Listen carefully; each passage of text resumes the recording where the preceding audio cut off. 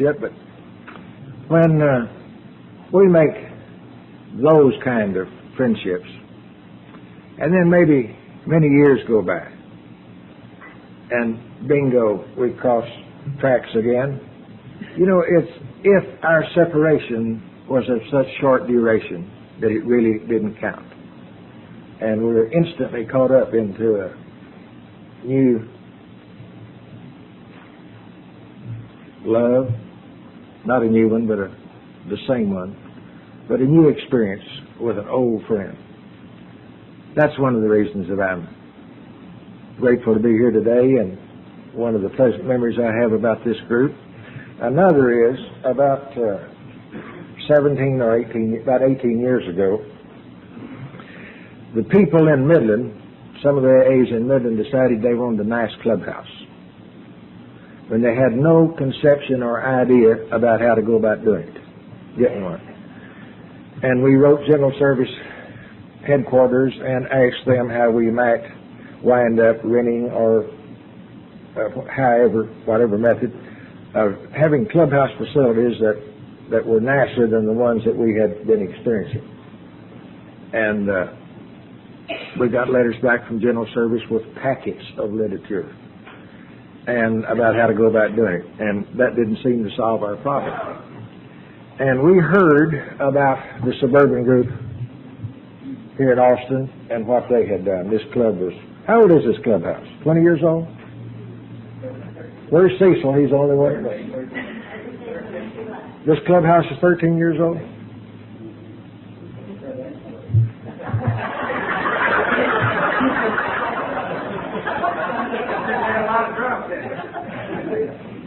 Well, in any... Hey, that's right. You all came to me.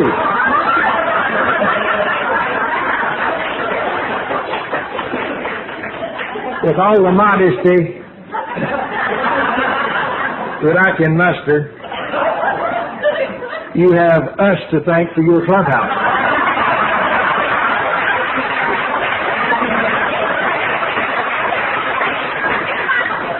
You know, I guess about the period of time that you all built this clubhouse, if I'd have been making an AA talk and said that, I'd have poured gasoline on myself, struck a match, and dived off the podium.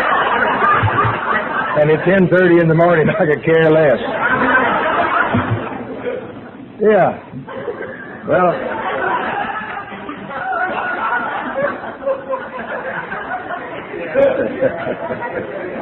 now some of you are going through an act, and it really isn't that funny.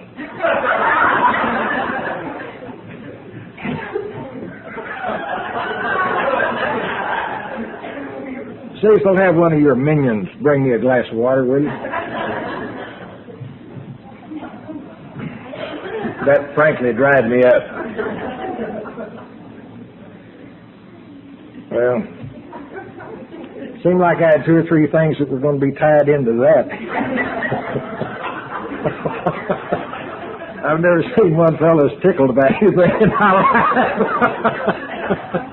Oh, I had another experience last night here in Austin. I ate part of my teeth. Thank you. Hey, that's great. You bet. Thank you. Well, when I ate a cracker, see? And all of a sudden I discovered that I'd eaten part of my teeth. One of the girls at the table said, "Do you think there's any hope of recovery?" And I said, "Not at the dinner table."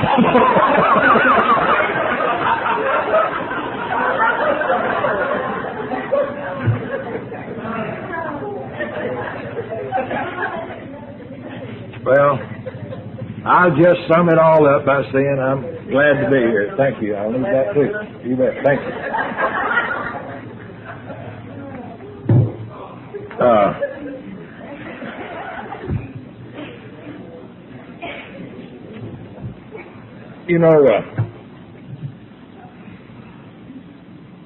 Let me tell you about, because he's here today, and I don't ever remember telling this before the AA meeting. some of the unbelievable benefits that accrue when we've been around a little while and we've tacked on a bit of sobriety one day at a time. Marceline mentioned when she was talking last night about the time we lost our daughter, and our oldest daughter that died of cancer. And we'd been in Mexico. Marceline had been with her for 3 months in Mexico, and I'd been down there with her a month or 6 weeks.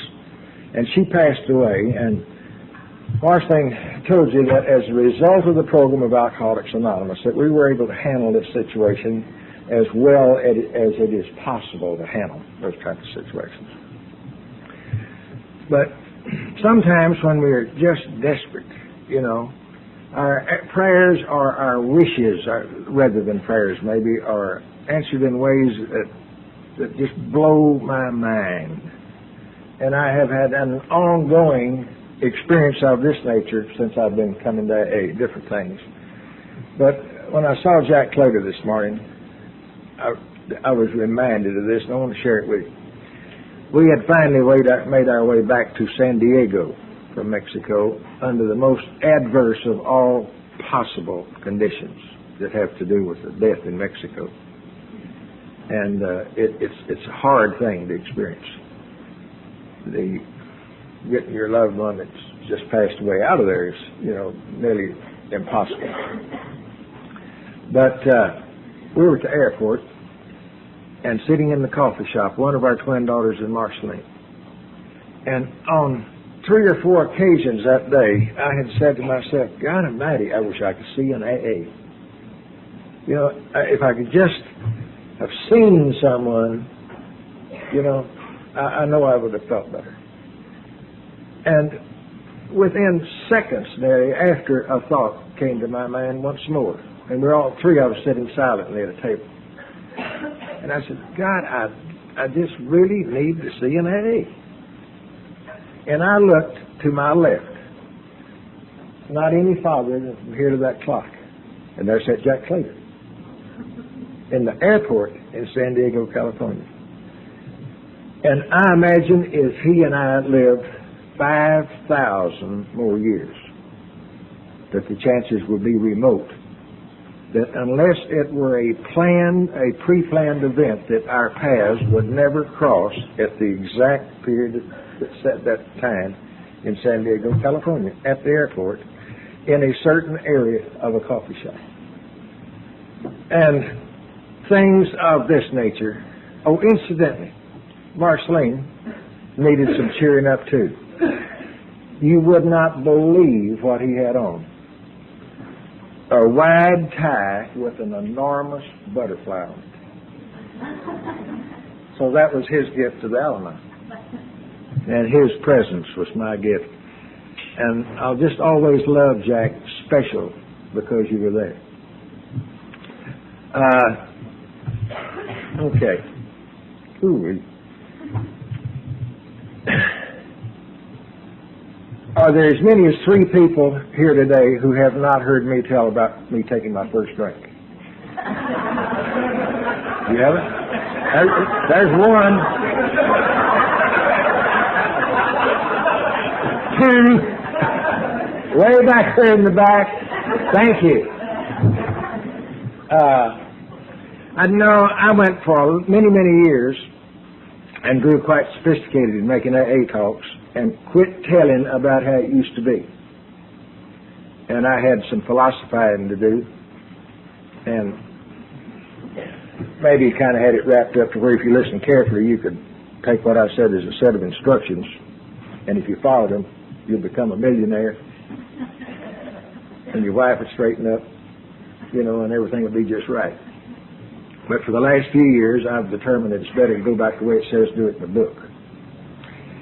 When I was a little kid, the same as I've heard so many people say, I was really uncomfortable most of the time. I had a bad run-in with authority and didn't seem to make it, you know, with parental control and authority or others' authority. And I stayed tense, nervous, hung up about something, and uncomfortable is about the best way I can describe my boyhood. And a lot of things happened, and in each one of the things that come to my mind or memory that have to do with my early childhood, the same inner anxiety and loneliness and feeling of discomfort that I experienced then truly was not much different than it was 20, 30 years later when I was drinking and got myself in bad trouble.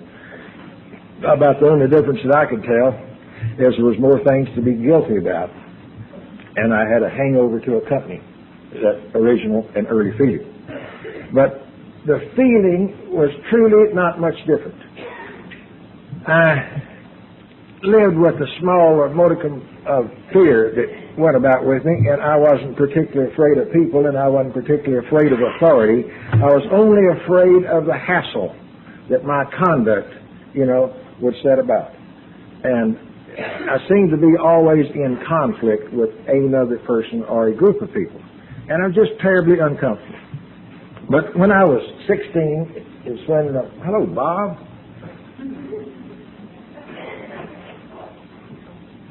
When I was 16 years old, I had the experience of having my first drink. And then, of course, things changed. But let me tell you about it, because I still think it's a keynote deal to tell about my first drink. I had never had a date, and I had, of course, not had a drink of alcohol at that time. And my brother left town and let me borrow his little car, and I had $5. So I instantly gained a friend, and he was much older than I, when he knew that I had a car and $5. And he suggested that we double date. And he went through the procedure of asking me, was I going steady, and I said, well, not at this time. And he said, what do you do, just go with one and another? And I said, that's it. But anyway, it rather quickly came about that he would have to get me a date. And he got me, this guy's about 22 or 3 years old, and he got me a date with his date's older friend. And we set about for a big time on the town. The first thing that they started talking about was going and getting a drink. And I was already so terribly uncomfortable that, I cannot relate to another human how paralyzed with fear I was about my first date. I had anticipated and dreamed of, thought about dating and girls for a long period of time. And I knew that probably someday I would do it, but I sure wasn't prepared when the time came. And in fact, I had all kinds of dreams and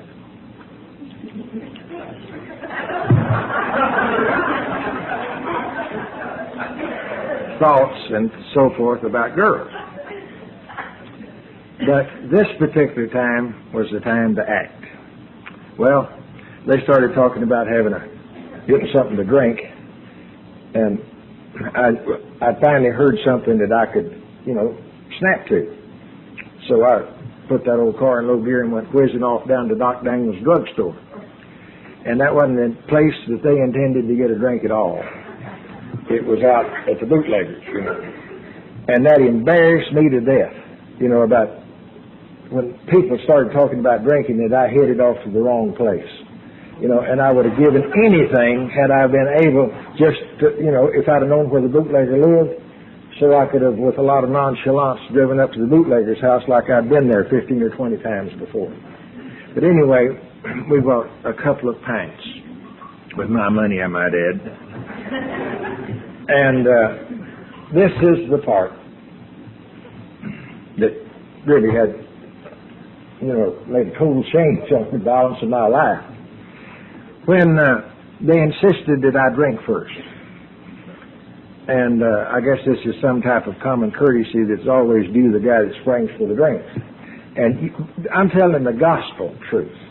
I didn't know whether to drink 1/4 of it. There were 4 of us in the car, I didn't know if each of us got 8 drinks out of it apiece. I had no conception of what it tastes like. I had no idea of how much or what constituted a drink. And they just insisted that I drink first. And I kept saying, no, oh, no, you, so I could watch. Anyway, I finally threw all caution to the wind and tilted that bottle up and took 2 or 3 big swallows out of it. And it went down remarkably easy. There was no, much of anything happening. And when I found out that it wasn't nearly as hard to do as I had dreamt maybe that it would be, then after a brief period of conversation, they suggested we have another drink. And with not near the reluctance that I first had, I agreed to go ahead and drink first again, and I took another big belt. And this happened 2 or 3 times. And then is when I heard my first voice that I didn't recognize.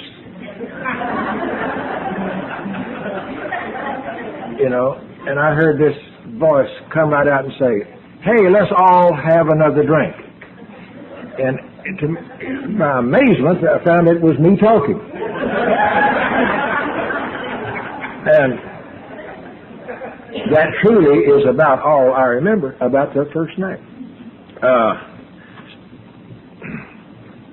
There are a number of people here. Thank goodness there's more of you young ones, though, than there is those old ones. But there is several people here that will remember a Model A Ford Coupe. Literally, the seat was very little wider than this, and it had a gear shift in the middle. And I love to tell this part. It was so tiny that this girl had to sit in his lap. And this big old girl I was with was mashed up against me. And I've told this before, but it's the God's truth. I felt like it was molten fire pouring down my side. I have never felt anything that hot before in my life.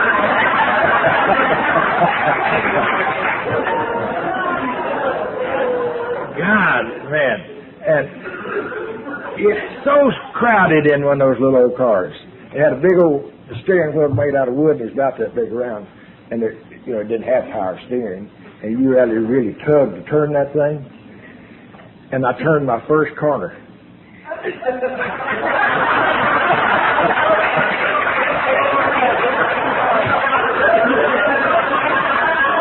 I turned right all night.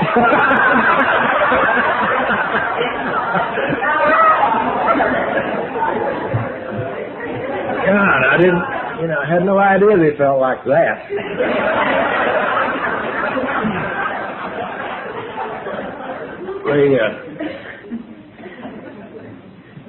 Later on, that I was embarrassed to even be, touching her any place. And then, no automatic shift, you got a gear shift. It requires all kind of maneuvering and I finally turned right and shifted gears all night long. And just had a marvelous time.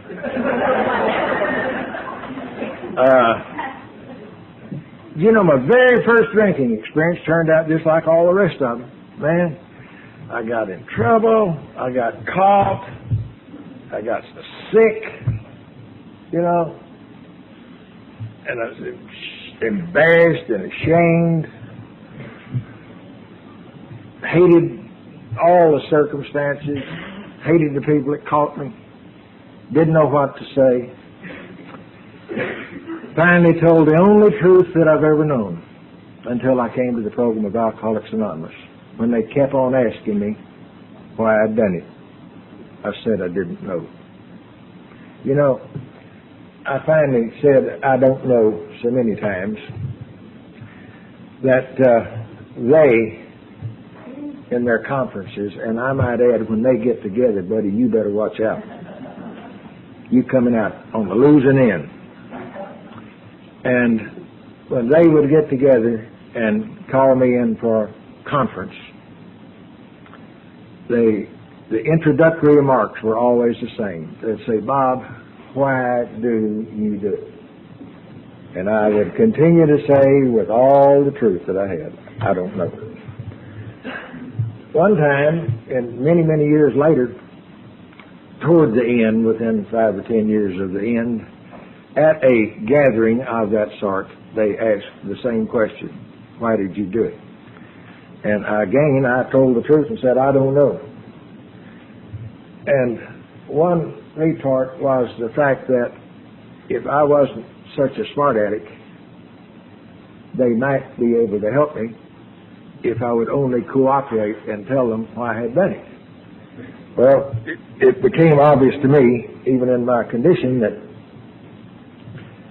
you know, the truth wasn't going to be satisfactory for me under those conditions, so I started making up some real tales about why I did it. And, you know, I really think they liked the tall tales better than they did the truth, because there was some, regardless of whether they could go along with them or not, there was some reason to a lie. But the truth had no reason for them because of their lack of understanding. And that, you know, that's just the way I was for a long, many years. Marceline and I got married, and oh gosh, I was so desperately in love. And, you know, that should have changed my life. And we had not been married long at all. And incidentally, you know, Marceline's dad, you know, died drunk, she was talking about last night. First time I got in jail after she and I were married, I was with him. You know, we didn't, you know, get that started in real good shape either. But I just didn't seem to be able to catch on to this business of being a husband and then a little later on a daddy, and act with the responsibility that I think so many other young men seem to be born with. I don't know where they got it, how it came about. But I know that not one time do I ever remember from the time I was a little bitty boy up till this moment in time. You know, I always wish I hadn't done it. And I have never, to my knowledge, done a bad thing to other people that I planned and set out to do it. My badness comes on me quite suddenly. And I really don't plan to wind up like I've always wound up. I didn't set out to be an alcoholic. My Lord, you know, that was the last thing in the world that I would have set out to do, is to be an alcoholic. When I had my first drink and this feeling of wonderment came over me, and I felt at peace for the first time that I'd ever remembered within myself and with the world at large. You know, I wasn't setting out to be an alcoholic and wind up in bad trouble in later years. Man, I was setting out to feel good, to feel comfortable, and to get with it, and to be the things that I had secretly admired in other people and had always wanted to be myself. And it seemed as if a little alcohol afforded me the opportunity of a start in that direction.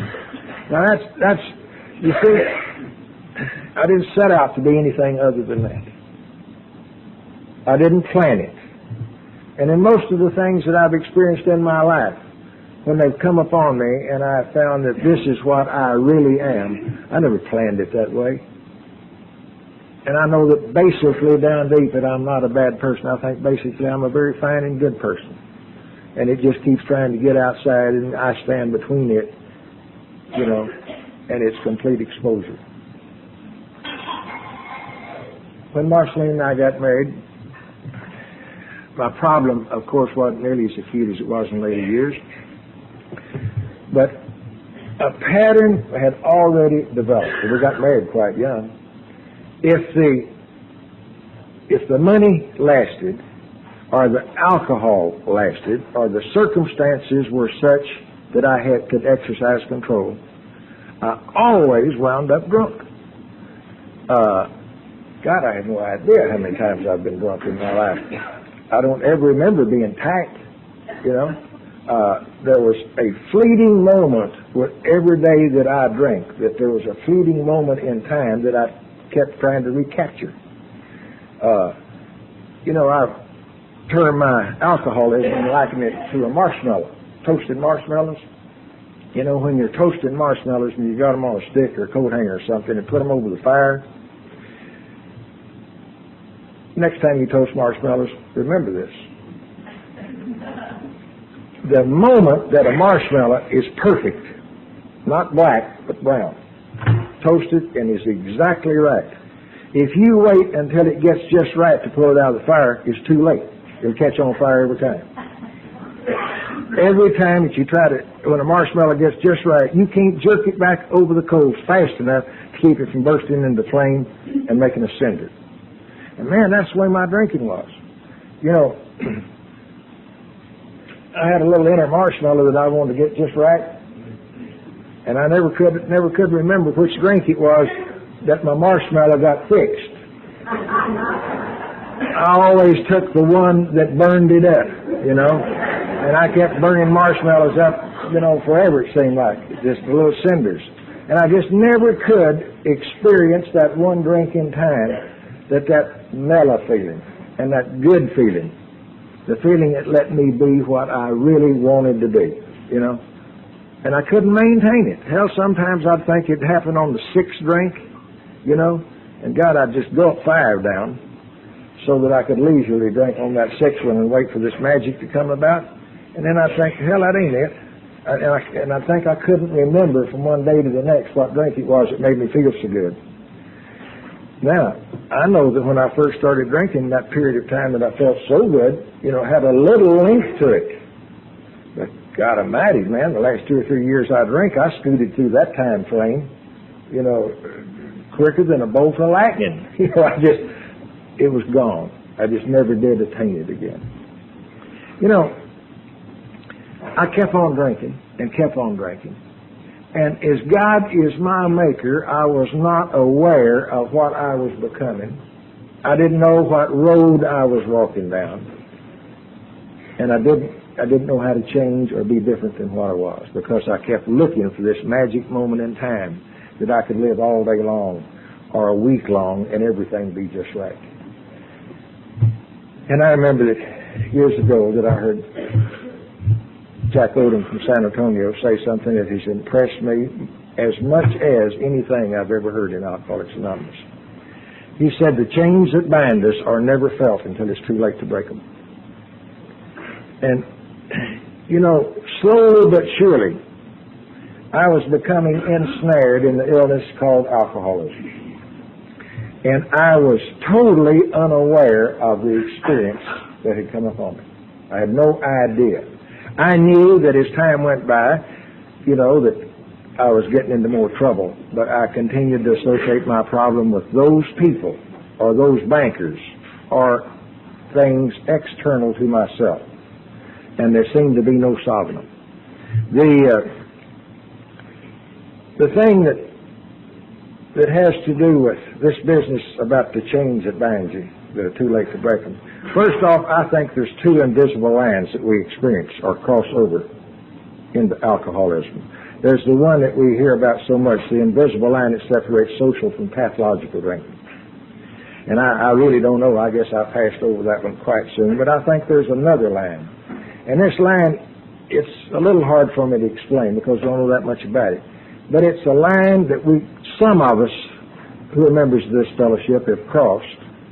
And once we get on the far side of the line,